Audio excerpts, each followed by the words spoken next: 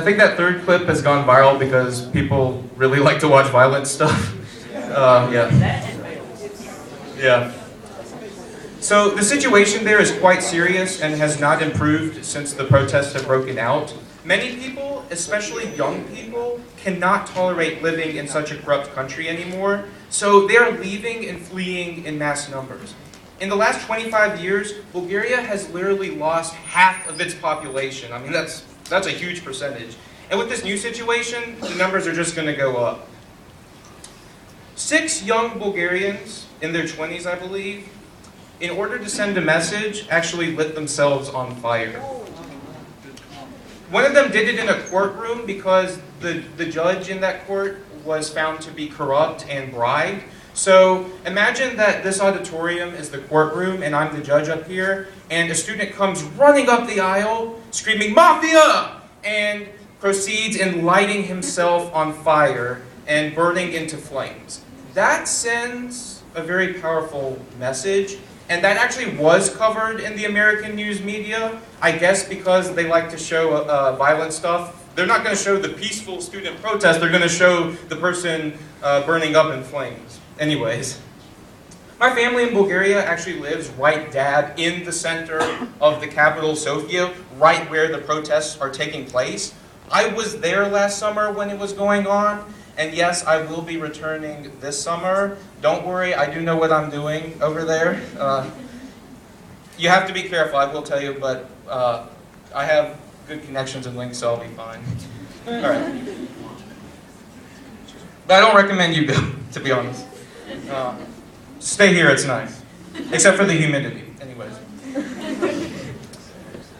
An Eastern European country that's been way more in the spotlight in the news, maybe you guys have seen it, is Ukraine.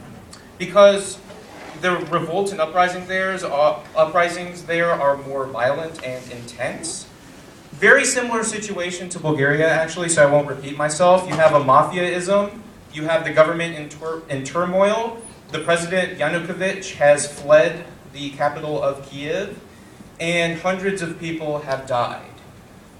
Once again, students are one of the main groups that are standing up and standing up for their rights and trying to promote change. And you can see on the picture on the left, these are not very old people here. I mean, some of them may be our age, maybe a couple of years older, but they're students just like us. And this is a great example of the power of students in promoting human rights.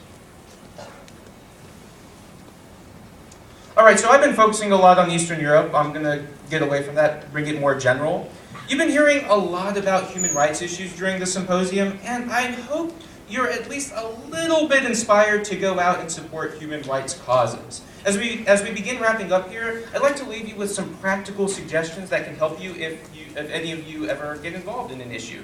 So these suggestions are general and can be applied to any sort of issue anywhere in the world. So hopefully you'll find it useful no matter what you may be interested in.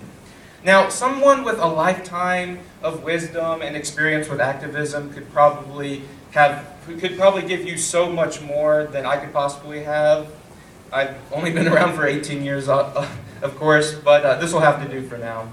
So, first of all, when we're dealing with human rights activism or any kind of trying to make a difference, we have to be a little careful with what we're doing. Most students who believe in human rights ideals tend to be well-intentioned and compassionate, and that is a wonderful thing. However, some student activists can be a little bit too naive at times, which can sometimes lead to disappointment and disillusionment. I've been guilty of this, so I learned that the hard way. An obvious example of something we shouldn't do as student activists is to mindlessly attack or belittle or just trash the other side or position without the proper justification. As that's not going to get us anywhere or really help to promote our cause. In fact, it may make people want to turn on our cause. A more subtle example is ethnocentrism. Some of you may have learned about that in a social studies class. Some of you may not have gotten there yet, but ethnocentrism is where people believe that their culture is superior to another. So we may genuinely think we're helping others by imposing our ideals, our beliefs, and our ways of doing things on them, but that may not necessarily be the case. We saw this in history with the white man's burden, where people of European descent felt that it was their duty to civilize the savages in the places they were colonizing. Now, some of them were just there to exploit the resources of the natives, but some of them genuinely believed that by forcing the natives to adopt Western ways of doing things, that was for their own good.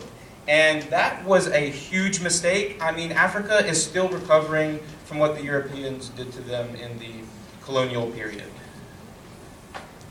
So going off that, it's important for student activists to have strong argumentation for their viewpoints. A lot of people just automatically assume that they're right and everybody else is wrong. But without the proper logical justification, that can be problematic, especially if we're trying to convince somebody who doesn't necessarily believe in the same things we do. A classic example of this would be a person of religious faith arguing with or trying to convince an atheist or somebody of a different faith. It's not going to work if that person justifies his or her position solely off of his or her particular faith, because people who have different belief systems won't buy into it. There are ways to get around that, however, such as using ethical discourse. Now, another thing we as students have to be careful of is not to oversimplify human rights situations. We're accustomed to view things in terms of black and white, for instance, from TV shows or comics or whatnot, that this set of group is the good guys and this set of group is the bad guys. However, things in real life aren't always black or white. Sometimes they're in that gray area, which is why I kind of made the background of the slide gray. But anyways, a great example of this is the civil war in Syria that I'm sure many of you have heard about. It's been all over the news.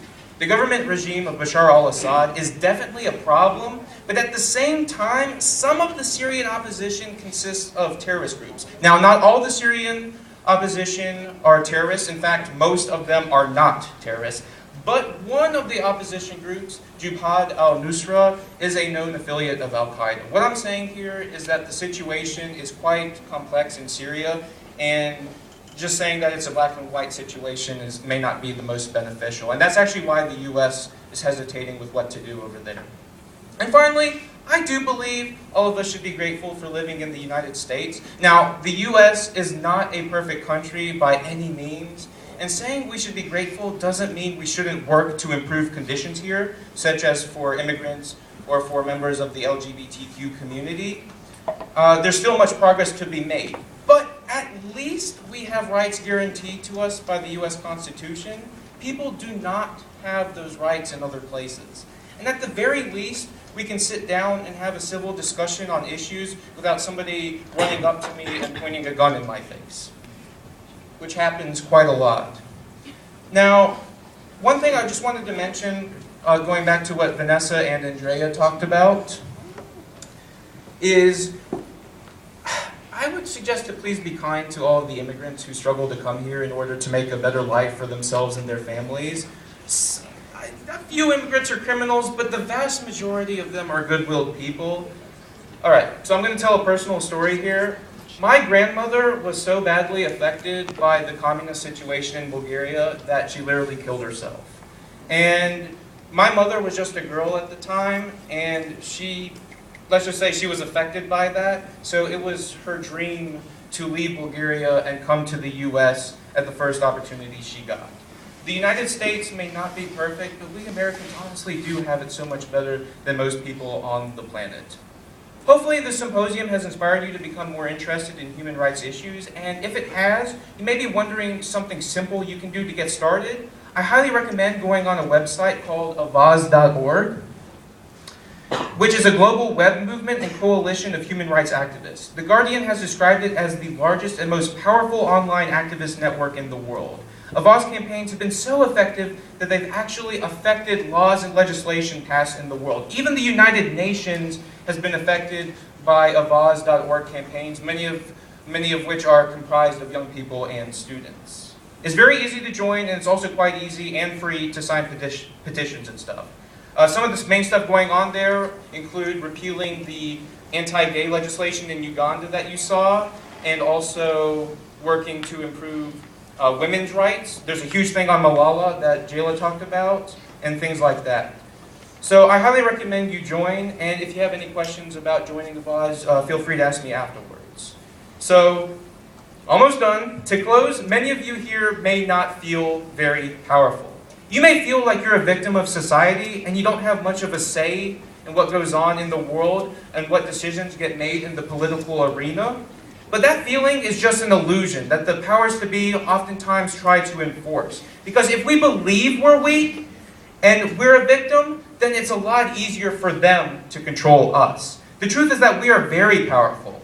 And we can make a difference in the world, especially when we join forces together. Now, I may be sounding like a motivational speaker up here, but we just have to look around the world to find proof of what I'm saying. Youth and student-driven protests are making a change all over the world. And yes, sometimes it can be frustrating. Yes, sometimes failure does occur. But change has come about in the past. Movements have succeeded, and they will continue to do so. We just have to keep on going and not give up. If we fail and fall down 7 times, we just have to stand back up an 8th time. As the great anthropologist Margaret Mead once said, never doubt that a small group of thoughtful, committed citizens can change the world. Indeed, it's the only thing that ever has. Thank you guys very much. Have a great weekend.